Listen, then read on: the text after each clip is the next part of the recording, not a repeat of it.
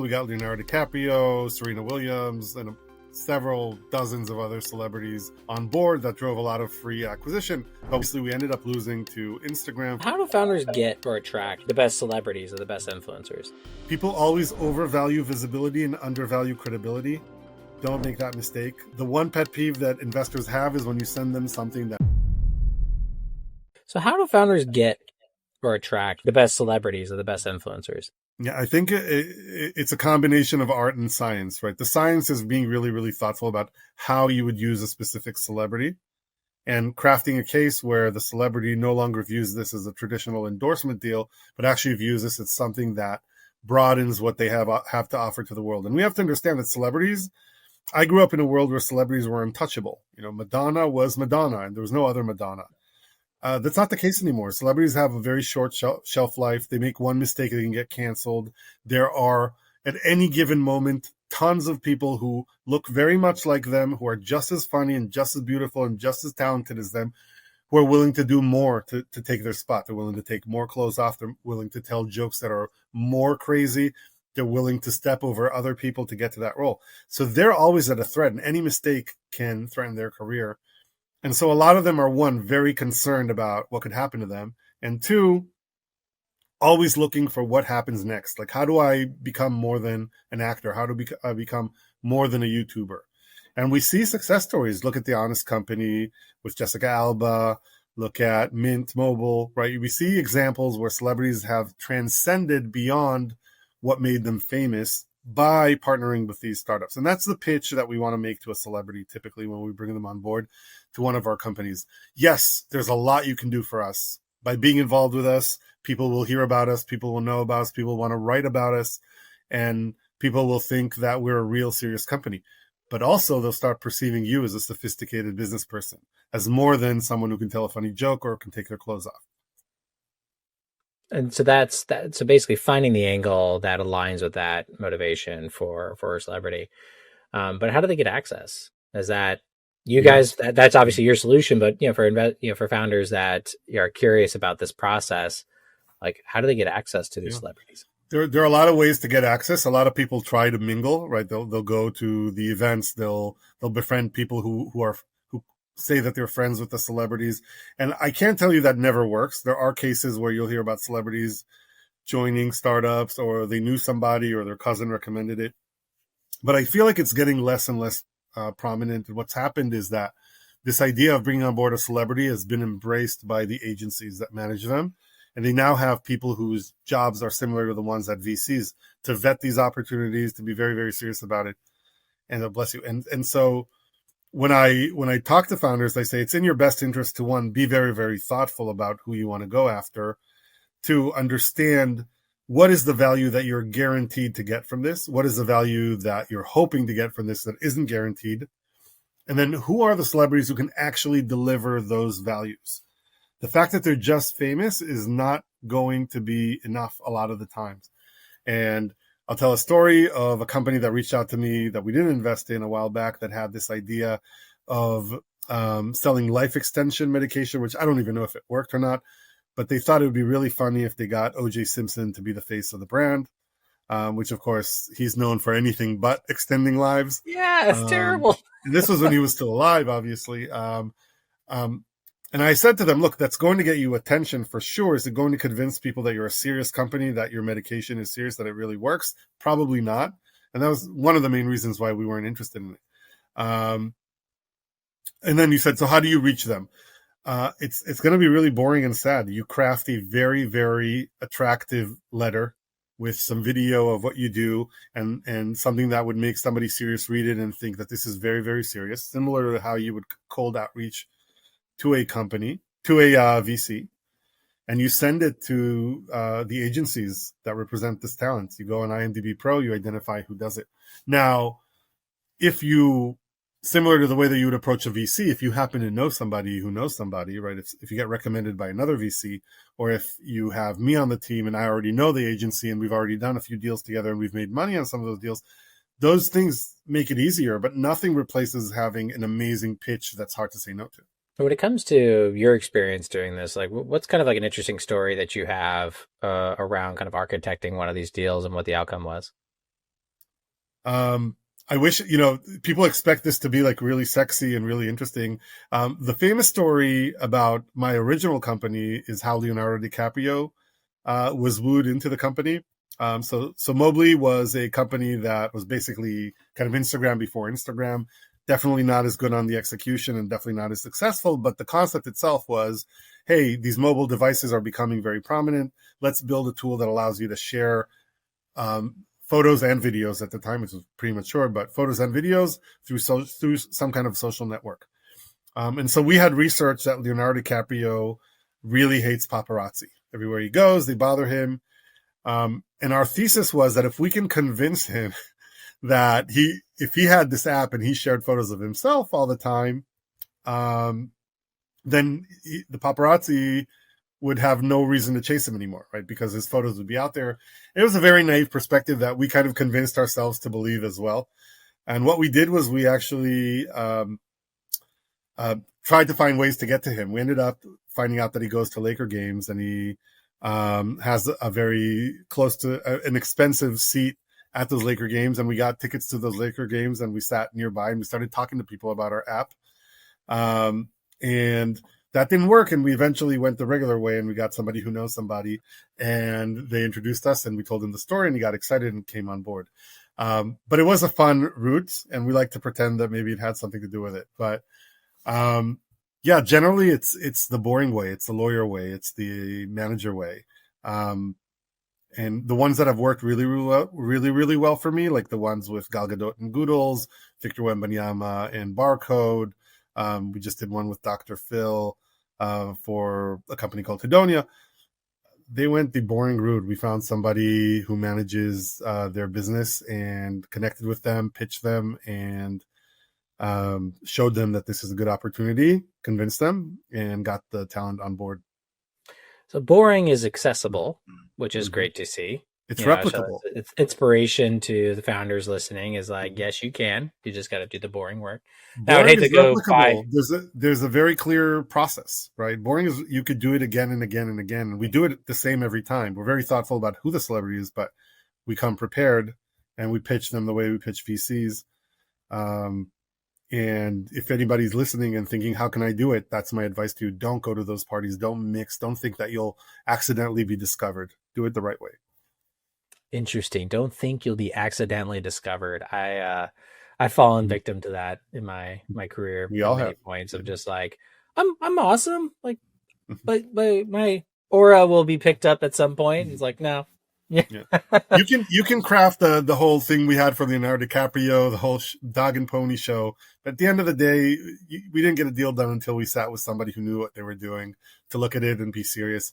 And it's kind of naive to think that someone like Leonardo DiCaprio isn't a very sophisticated business person. And so could you shed some light into how these deals are structured? Is it all equity? Is it performance based? Do they just get like this grant? And what if they don't perform? So I'm just like curious, like how do you go about structuring these deals with celebrities? Yeah, the structure of the deal really depends on the company. Some companies are early stage, they don't have a lot of cash, and they're happy to give away equity. It also says something about the company if the person's a shareholder and so forth. And others are much later stage, creating revenues and are very, very stingy on giving away equity and just want to pay cash. Those are really easy to do, those deals, but there's nothing that really ties the celebrity deep into the company the way that being a shareholder does. So you see both of those deals, but the structure itself was actually really similar to most service agreements, whether or not it has an equity component. There's vesting, there's a certain guaranteed amount, there's a certain amount that could be earned through performance. Performance could be either actual just doing things or hitting certain results. And so those deals are structured this way, and this is how I tell the founders to think about it. I say break it down into two. First, what do you absolutely need to get from this celebrity? You need to have the rights for their name and likeness and voice. You need their appearance and the rights to put it on your website and on your socials and in ads. And you need the right to say certain things about the celebrity's involvement. And the right to feature them in advertising has a time limit, so you need it for a certain amount of time. And those are the guaranteed things you absolutely have to get. What are you willing to compensate for that? How much equity, how much money, how much bonus? And then let's think about the other stuff. How many users do you expect to get from this? How many views do you want on their social posts? How many social posts do you need, and what kind of reaction do you need to them? And let's build a compensation structure that creates incentives to both sides to hit milestones around those things. So if it's you need to hit a number of installs, let's incentivize a celebrity by giving them $1 every time somebody installs the app. I don't know, and I'm just making this up, but it's really a two-stage deal. What you must have, and against it, there's a guaranteed return, and what you're hoping to get, which against it, there are bonus incentives. And like, do these celebrities get greedy in these negotiations? Do their business managers get greedy, or do they all just like, oh, let's all play ball? Like, how do these like negotiations go back and forth? It's as crazy as you can imagine. Celebrities are not one size fits all. There are celebrities that are extremely easy and nice to work with, that are very reasonable, that are always doing more than they promised. And there are celebrities that are divas and impossible to work with. I can tell you that we have one company that got to the point where it was the day of the signature, the celebrity decided they don't feel like doing it anymore. At the time, the company was valued at less than 50 million. It's now valued at more than 500 million, and the celebrity would have owned north of 10%. But they made money elsewhere, and I'm sure they're fine. But that kind of behavior came in after 9 months of negotiations. So you see everything, and you never know. And I can tell you some stories about celebrities that I can name a little later, but yeah, it's very hard to predict. Some of them are horrible. Some of them are wonderful. And we're very lucky with some of our companies to have landed celebrities that have built the company. I mean, Gurels and Gal Gadot. Gal has been so powerful and instrumental in helping build that brand. Not to discount at all how amazing the founders are and the team around them and the product itself. But sometimes you just have an amazing partner and sometimes you don't. I think it'd be great to talk a little bit more about Stardust and kind of your background at Hyper and how that kind of compared to now running a syndicate. I started Hyper after working in a startup called Mobley, where the founder got into a lot of trouble later on, but at the time was a young founder, very excited about building a social network that would compete with Instagram at the time, or preceded Instagram, but would be similar to Instagram. And the whole thesis was, let's get familiar faces, let's get celebrities on board, and let's let that drive user acquisition. And it worked really, really well. We got Leonardo DiCaprio, Serena Williams, and several dozens of other celebrities on board that drove a lot of free acquisition. Obviously, we ended up losing to Instagram for a variety of reasons, but we were a player in the market for a short minute. And when I was done with it, I realized that the world had changed, that influencer marketing was becoming something real, that suddenly social networks actually had a way to let you understand who's really influential, what do they influence. And that led me to build a company that was focused on creating that value. And fundraising was really, really easy in that scenario. It was a sexy story. It was differentiated. Nobody else was doing exactly the same thing. It had celebrities. It had all the flair and all the potential that you need in order to raise capital for an individual company that has its own story. It's got differentiation. It's got endless potential. You're selling a dream, as opposed to raising funds or raising or getting LPs for a professional investment vehicle. Sorry, a professional investment vehicle where you don't really have a dream to sell. It's more about I have more access, or I somehow understand this market a little bit better. And it's much more tied to the numbers, much more tied to the mood of the market at that point. Do people want to invest in funds, or do they have alternatives because interest rates are low, or because there are other assets that pay a better return? And so I found, and I don't have a fund, I have a group of angels that invest alongside with me. I found that raising for funds is a lot harder than investing for a startup if you know how to craft a really, really good story around that startup. And that seems to be your experience with Stardust, is you're picking companies that you think you can create this narrative for. So I guess tell the audience a little bit about what you focus on and what types of deals you prioritize. Yeah. So I started Stardust with the recognition that Andreessen and Sequoia are not calling me up to say, "Hey, we have some room left on this round? You want to join in?" And I really don't have access to the best companies unless I can, as an investor, differentiate myself. And the one thing I knew how to do really well is get familiar faces on board projects that they would otherwise think twice about. Or, in the past, celebrities always wanted to just get paid cash. And I was wanting to offer them equity for their services. So we decided, my brother and I, who's my partner at Stardust, decided that we would target the best companies within a category that we can actually be beneficial to. And that would be consumer companies that have a product that is a great product, but for some reason hasn't gotten the traction that you would expect. It's hard for people to understand, or it's hard for them to even reach people. And we knew that by bringing on board familiar faces in a very thoughtful way, celebrities or high profile influencers, we could, one, generate more visibility, and two, generate more credibility. And get people to actually pay attention when these founders are speaking and give their product a chance. And by doing that, we could maybe get a seat at the table at some of the better companies that otherwise wouldn't allow just two angels onto their cap table. So this is for the founders listening here. And the question I want to bring up now is like, when it comes to like this identification of these companies that maybe are struggling to, get their messaging across or to get the reach, like, how are you, like, if they're having trouble convincing their customers, how are they convincing you? And like, how are they pitching to you to where the spark ignites for you to where you have conviction to jump in if they're already, maybe not everything's up and to the right and de-risked kind of thing? Yeah. Ironically, look, if everything's up and to the right, that's probably too late for me to join, right? I don't join at high valuations, and I don't join where I can't bring value. If everything's going great, you don't need me. You go and get whatever the best fund in your space is. But if it's not going great, then what we like to do is we'll come in and we'll try to be very thoughtful about it and understand whether the problem is that you're just not reaching enough people, or you're reaching people, but somewhere in the flow, it's very clear that they're not paying attention or they don't understand your product. And then we try to generate a really thoughtful way to explain the product to them and make sure that they do pay attention. And I always say my dream product is something that you put on your head and it grows your hair back, right? Because if you just saw an ad for it, you would say, okay, this is bullshit. It doesn't work. It never works, right?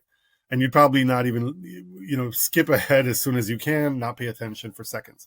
But if you saw The Rock using it every week and suddenly there was hair on his head, you might say, you know what, maybe there's something to this product.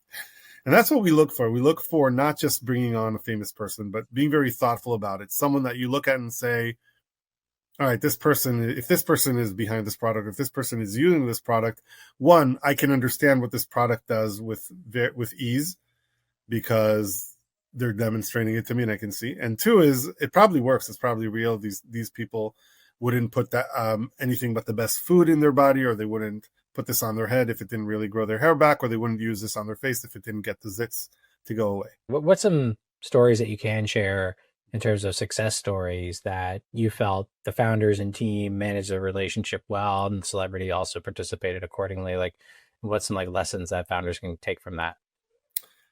So we have a lot of, most of them are successful relationships. It doesn't necessarily translate to a successful startup because when you there are a lot of things that just don't depend just on the celebrity, and we know how startups are. You might have the best founding team, but the market didn't turn that way, or things like that. Some examples of celebrities that surprised us in a good way. At Mobley, we had a deal with a very, very famous rapper that we signed, and I was supposed to create content for us, and that content would be posted on our website, and we had a good relationship. And one day, out of nowhere, we woke up to realize that he posted a leak of his music video that was set to come out the next day, without telling anyone, including us. And that spread like wildfire. The only problem was we weren't ready for it. So about 2 million new users who came in to see, and we're talking about a very big name, we crashed for 24 hours, which ruined everything. But yeah, sometimes they like you and they try to do the right thing. And he did something very nice. It just didn't didn't work out the way that we could. On the flip side, we signed a deal with Lance Armstrong, and shortly after he was indicted for, or not indicted, sorry, shortly after he was accused of using performance enhancing drugs. And we were like, you don't think you could have mentioned that a little before? Ironically, though, the fuss around it and the issue around it actually drove a lot of traffic to our product. So sometimes you think something bad happened, or you think somebody may not have treated you the way that you were hoping to, and it still produces a good result for you as a company. So yeah, those stories can vary. Usually it's a lot more calm, though. Usually it's something simple like barcode signs Victor Wembanyama. Victor Wembanyama is 7'4". He's got the body frame that if you just looked at him, you would say he's not going to make it in the NBA because he's too skinny and he's going to be fighting these monsters who are 300 pounds and much, much stronger than he is. And yet he plays very well. He's extremely flexible. And Barcode is an energy drink that's all about health and caring about what you put in your body. And it makes a lot of sense simply by looking at him. He doesn't need to talk about it. Simply by looking at him, you understand why he chooses to drink Barcode and not some of the other products out there that are significantly less good. If I'm a founder, looking at bringing on a celebrity and trying to structure a deal, like, have you done any kind of analysis with your companies or companies you've been exposed to in terms of like the pre-valuation of signature of a celebrity to a post-valuation of a signature of a celebrity? Have you seen it move the needle for fundraising? Have you seen it move the needle? And is it instant? Do they usually have to see it perform? So just curious from your perspective. So the way we approach it is we don't go to fundraise right after signing an influencer. What we do is we invest at a low valuation, bring on board the celebrity, and execute on the strategy that is supposed to benefit from the celebrity. I think we're at a place where these later stage funds, or even the Series A or Series B that come in after us, they no longer get excited about seeing a celebrity face. They're excited about seeing what the celebrity face did for the company. So if, for example, because you have a celebrity, now Target wants you in all of the stores, so you have a purchase order that's really meaningful. And also you featured the celebrity in your ads, and you can show that the cost of acquisition dropped by 40% whenever the celebrity's face is in the ad compared to just a regular person. Now you have a story you can craft around a competitive advantage in your market. And so typically we've seen, I'm just looking at the last 3 or 4 jumps of 10x, 15x within 6 to 12 months in the valuations. But not say those because numbers of the one more time. Say those numbers one more time. We've seen jumps of, say, 10 to 15x in valuation from one round to the other. But not just because there's a celebrity present, but because within that time between the fundraise, those 6 months came in a major commitment from a huge retailer or a huge jump in online sales because customer acquisition costs were low. Some kind of story that you can craft that says, if you give me your money, I can continue putting pouring more oil into this fire. And I have this asset that I can use to achieve those goals. See, that's so valuable. I feel like so many founders are like, we have X, like we have this celebrity, we have this person. And it's like, cool. Doesn't matter. Yeah. Like, what does it actually do for the business? Often it's in my perspective, it's often a negative. So if you've structured a deal, we were pitched a company with a very, very, a celebrity that I would have loved to work with. And they said, we already have a deal with her and she's committed. And I said, well, let me look at the deal. And in the deal, you could see that it basically chokes the company to death because she takes 10 cents on every dollar the company makes on a company that's not going to make money for 3 years. And I said, you can't do a deal like that. Like that just doesn't work. You can give her 10 cents on her version of the product. You can structure some kind of a cash bonus against hitting certain milestones after you reach certain amount of sales, but you're losing money. And now you're losing 10% more money every month. And it's just going to make it impossible to do the deal. The celebrity wouldn't renegotiate. And I said, I have to walk away. So sometimes a celebrity deal is actually a negative, or sometimes they have a celebrity, but the celebrity has nothing to do with the company. And it's literally, okay, but the celebrity will get you visibility, but everybody will be thinking in the back of their mind, what does this celebrity have to do with this product? Which isn't as bad, obviously, as them squeezing the company dry, but I just, I don't know if we can work with that. And also it leaves no room for another celebrity or someone else that you could use. Another issue is when they bring on board a celebrity that doesn't own their own channel. So we love to work with people who have real channels, big YouTube channels, or they have a talk show, or they have a really popular podcast. Because right now, if you have a really big Instagram account, that doesn't really guarantee any visibility. The algorithms have taken over. But if you have a really popular YouTube channel, we can predict how much visibility you can create every time you post. Same thing for podcasts or talk shows. And so we can price into the deal repetition of the message that you're involved with this thing. So in a perfect world, you back in the day, we had Oprah, and if Oprah was your celebrity and you were featured on her show every week, that was far more valuable than Madonna. That was great, but she only had an album come out once a year, and that's when she would command her attention, unless she was going on tour and committing to put you front and center on stage every time she goes on stage. No, I think that's what I'm really hearing. The common theme is like data matters, and it's not a vanity to the vanity metric of saying of X celebrity doesn't really mean much until you actually have the numbers that prove the economic impact on the business. Well, back in the day, it was really interesting because a lot of when influencer marketing just started getting its starting being used like across many companies, a lot of the beauty companies would hire Sports Illustrated swimsuits models to be the face of their makeup. And I always wondered, what are you thinking? And when I built Hyper, which was my startup, I could see that 95% of their audience were men. We didn't have OnlyFans back then. This is what they were looking for, or swimsuit models in small bikinis. And you're not going to sell any makeup. Not only were you not going to sell any makeup, but women despised these women. They thought they were, a lot of women really didn't like them. So you're putting your makeup on someone that has a big audience, not an audience that most of your audience is not going to be interested in this or even see it because it's mostly men. That is so sadly true. Yeah. But you bring up this other point around the prioritization of channel distribution too, just like owning the channel.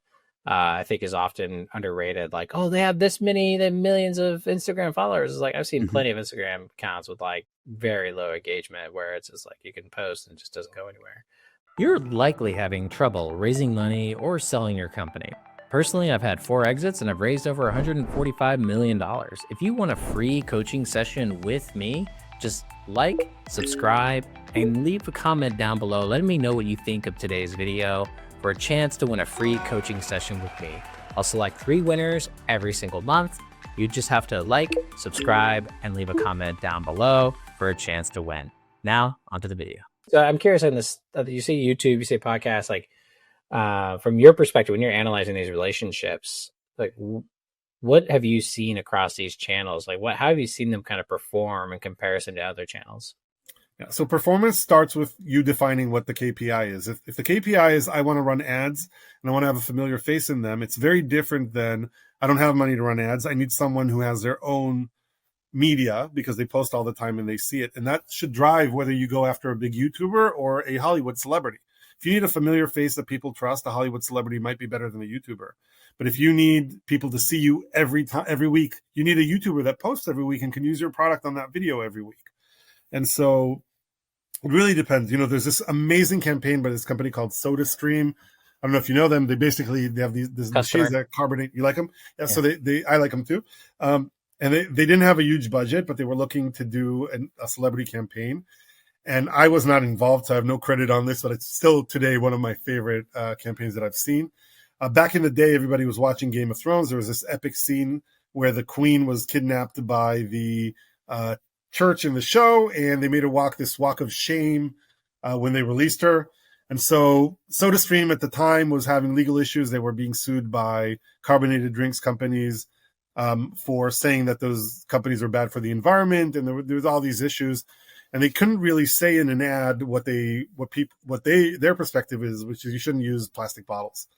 And so they have this video of this guy walking in a supermarket, and he goes to pick up a bottle of carbonated water or a 6-pack of carbonated water. And as he's walking back, people start whispering shame, similar to the episode. And nowhere ever is it mentioned anything. There's nothing mentioned about Game of Thrones, but you immediately get it. Right. And he's walking, it's shame. And he gets to the register and it's shame. And as he's walking, it becomes more and more a Game of Thrones world. It's like bad neighborhood. And then it's like some of the people from who look like they came out of Game of Thrones till he gets to the mountain, the character who played the mountain, right? A secondary character that was on, definitely not the most recognizable character, but very recognizable, but not the most famous character on the show.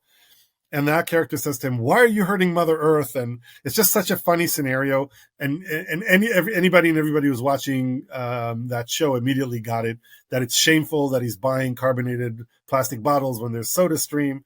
And that worked really well. I know that they spent a relatively small amount of money on this. I heard it's less than $500,000 on the entire production and the talent. I don't know if that's true, but that's what I heard. But they spent millions of dollars on media.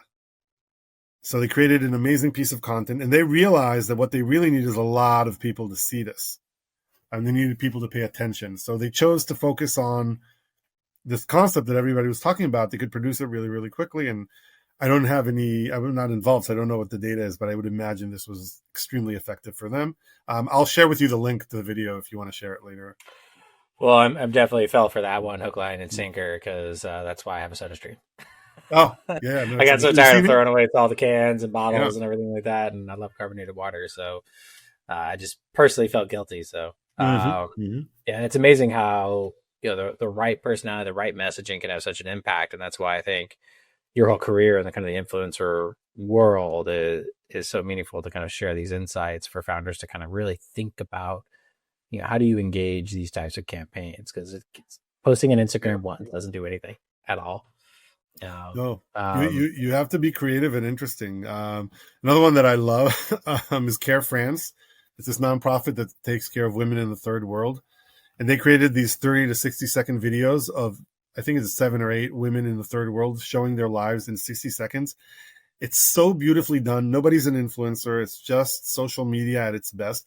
And then they said, you don't have to donate money. Just repost this. It's like donating money. And millions of people reposted the videos. And if you Google Care France Life of a Woman in the Third World, you'll see some of these videos.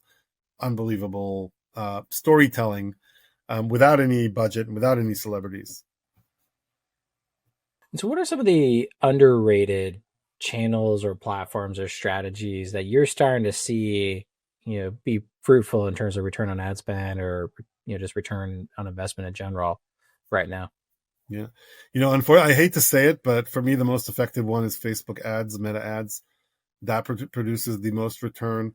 And so when we are targeting advertising, we target familiar faces within specific categories. So this is a terrible example, but we'll use it because I wouldn't use it in real life, but right. So let's say I wanted to sell a book about how to be the best chess player in the world. One approach I could have is go take Jerry Seinfeld and George Costanza, pay them each millions of dollars. The actor played George Costanza, right? And have them play a chess game and create content around it and have amazing content that would go viral and get a lot of attention. But it would cost me millions of dollars, and they don't have their own media. I'd have to spend on my own media. Or I could go to whoever the most famous people in chess are today, right? And that might be Gary Kasparov, who used to be the world champion, or it might be the Botez sisters. And I could have them create really, really engaging content for me that I can use in advertising and know that they're very, very familiar faces if you care about chess, right? Just because you watch Seinfeld doesn't mean you know who they are. But if you care about chess, then you probably know who they are. And so the thought that what's been really, really cost effective for us is to understand that we're not necessarily going after the biggest. We're going after the most familiar or the most recognizable, the most trustworthy within the category of an audience that we are trying to reach. And that brings you back to really marketing 101. Anybody who's taken an MBA, they tell you first you understand who the audience is, then you understand what the channel is. The celebrity is the channel. And you don't want to spend on a channel where 90% will go to waste. But are there I had a feeling it was going to be Facebook, and that is going to be always the big one as far as like when you get to the scale point.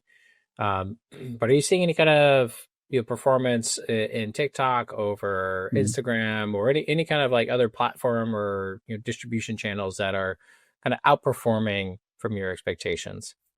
Yeah. So if you put aside traditional marketing with the budget, YouTube is far outperforming any platform that I've seen. It's the one that where you get a lot more bang for your buck, even though it could be a little more expensive. The exception is, and it depends on the type of product you sell. If you sell a product that you can sell for a high margin at a low cost, then TikTok Shops is an amazing channel to do that, because you can compensate the influencers on performance without having to put too much money down, and you just need to send them a sample of your product. So if you have a product where it costs you nothing to get it to the influencer, they think it's very valuable because it costs you $5, but you sell it for $200, and you can sell it and you can let them sell it for $100 because I got it from this influencer. That's a model that works really, really well on TikTok Shop. They also have something called Spark Ads, which is advertising similar to the way they could advertise on Instagram. I haven't done much of it. It hasn't been as effective for me. And I haven't heard from people that they've had a ton of the same level of success as they've had with Facebook and Instagram. But if you are going to spend a budget, there's also that option. What's really, really worked well for me as a channel has been YouTube, with creators that post regularly, where you can be featured again and again in the content. Because it's one thing about getting people aware and seeing it once. Getting them to a decision that they want to buy requires repetition and requires them to see it again and again with most products. That's been a channel that's worked much, much better for me. I know that people also use anywhere from WhatsApp to Snapchat to other platforms, to Pinterest. I haven't had a lot of experience doing it. Okay, no, that's fair. And there's some good insights, and it's good to know on the YouTube front. I think that's something that, from my own personal experience, I'm seeing still a lot of value in terms of the reach that you can get for a relatively low cost if you play your cards right. So most of your focus is consumer. Most of the examples we've been talking about consumer, but let's look at the other side of the coin, of B2B businesses, B2B software, whatever it is. Is there a playbook for B2B software founders to leverage influencers, and what does that look like? Yeah, look, at the end of the day, even in B2B, you're selling to a person, right? You need to understand what your customer looks like. And typically most companies that are B2B have a persona within their customer company that they sell to. It might be the CISO, or it might be a business development person, or it might be the CEO, but there's a type of person who has a role, who has certain milestones that they need to achieve. And those people, just like everyone else, rely on trusted voices to make decisions. And so you can decide who your influencers are based on who you think would influence that audience. So I'll give you an example of an amazing B2B influencer. There's a woman named Cybersecurity Girl, Caitlin Sarian. She talks about cybersecurity, and the people who follow her are people who care about cybersecurity. And if you don't care about cybersecurity, you're probably unlikely to spend a lot of time on her channel. She's got north of 1 million. I don't know how many followers now on Instagram. But she's someone where whenever a company talks to me about cybersecurity, I say, you have to go to her, because the audience that is going to buy from you, they're probably watching her videos. And if they're not following her, then somebody's sending her videos just because it's relevant content to them, and everybody's on social media. So if I had to imagine what they were watching, that's what they were watching. So when you think about a B2B campaign, you really have to think about it the same way. Who are these people watching, and do they trust those people?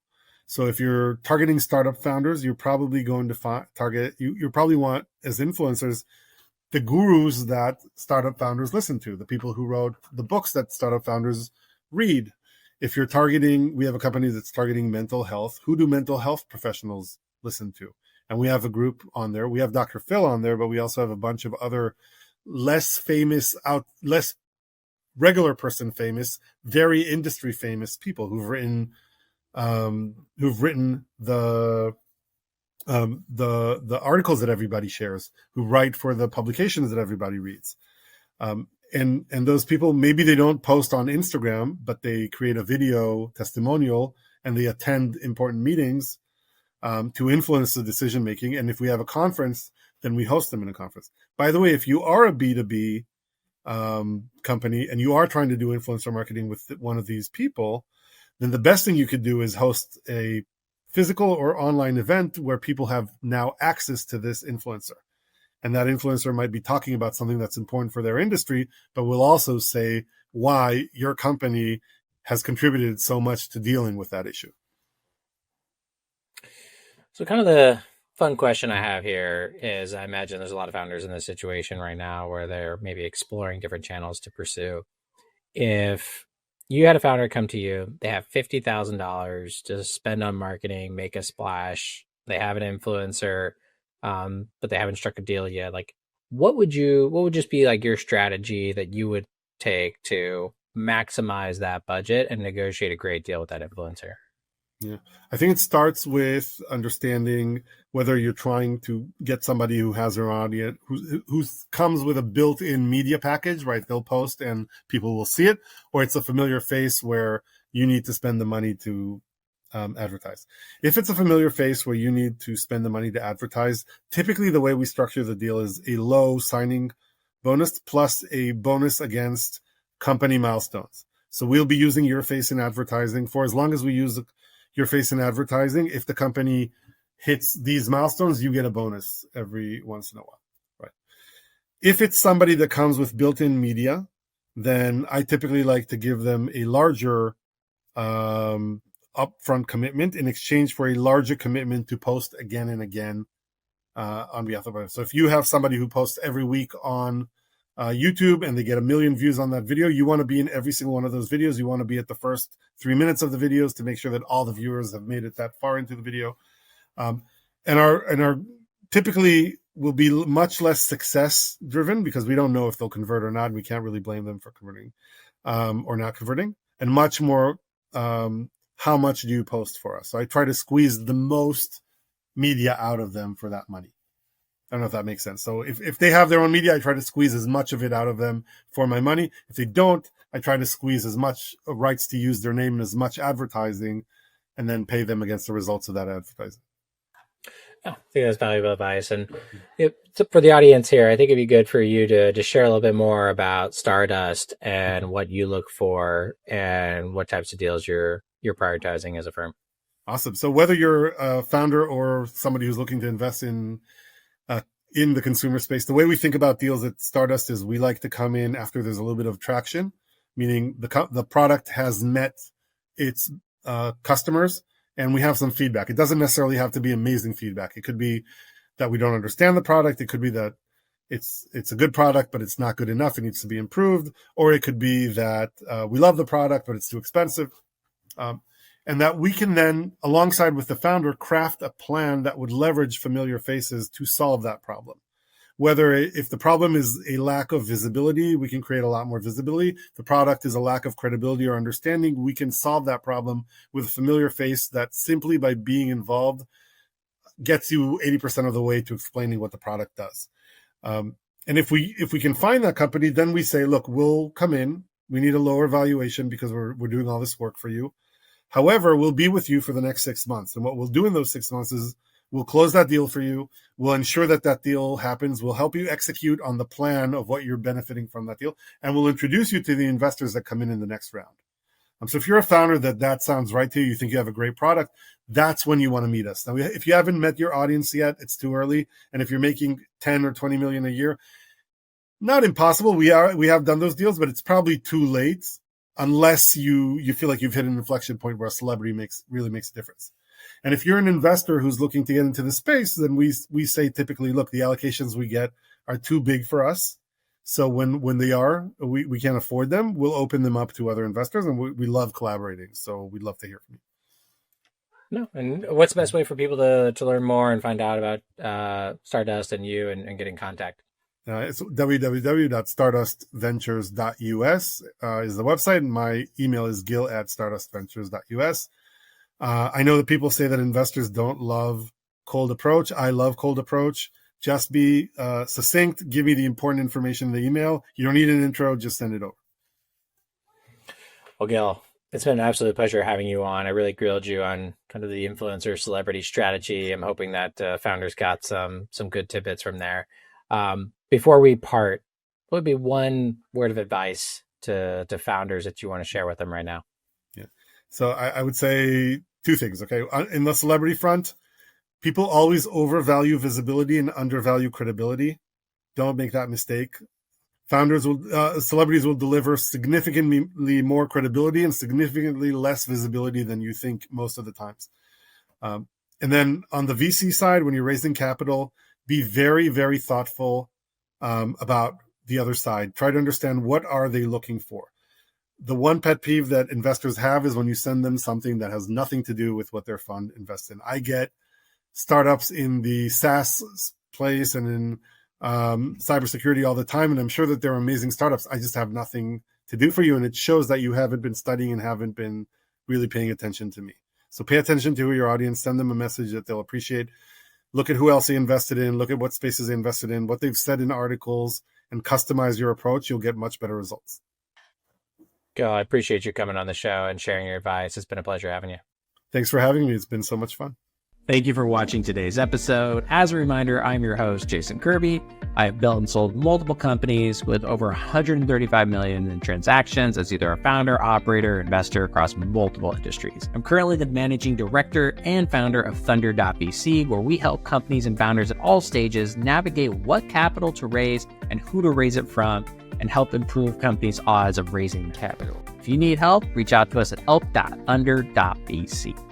If you like today's show, please share with your friends, give us a like or a comment down below. And as a reminder, this show is published weekly. And to get notified of new episodes and our newsletter, be sure to go to our website at join.thunder.vc. And if you sign up today, I'll send you a few freebies on how to negotiate a term sheet, how to get a free list of relevant VCs, and much more. That's it. No more shameless plugs. Thank you, and see you next week.